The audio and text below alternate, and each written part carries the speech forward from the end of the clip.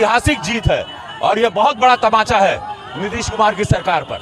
जिंदगी झंड बा नीतीश बाबू, अब कौन बात के घमंड बा। नमस्कार दोस्तों, बिहार के बेटे कहे जाने वाले मनीष कश्यप जेल में बंद है। बिहार के लोग पूरी तरीके से उनके समर्थन करते दिख रहे हैं। कुछ नेता भी सामने आते दिख रहे हैं, लेकिन अभी तक किसी भोजपुरी इंडस्ट्री के कलाकार ने ट्वीट नहीं किया है। दोस्तों कहते हैं ना, एक प्रजातंत्र देश का चौथा स्तंभ होता है, मतलब एक पत्रकार। लोकतंत्र का चौथा स्तंभ है पत्रकारिता।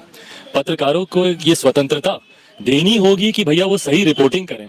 अब उसमें जिस तरीके से रिपोर्टर्स को ही, पत्रकारों को ही इस तरीके से गिरफ्तार कर लेना, उनको डिटेन करके रखना, ये उचित नहीं है।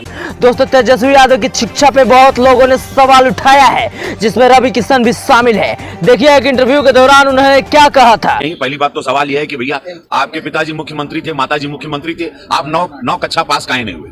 वही मनीष कश्यप की गिरफ्तारी पे फैंस बिहार सरकार से काफी नाराज दिख रहे हैं। देखिए जब रिपोर्टर ने मनीष कश्यप के बारे में पूछा तो 7 साल की अनुष्का पाठक ने क्या कहा। जो सत्य पर चलते हैं, मुश्किलें तो आती हैं, लेकिन लास्ट में चल करके उस सत्य का ही जीत होता है। अब भगवान राम को देख लीजिए, क्या क्या नहीं हुआ, लेकिन उन्हीं का जीत हुआ, रावण मर गया।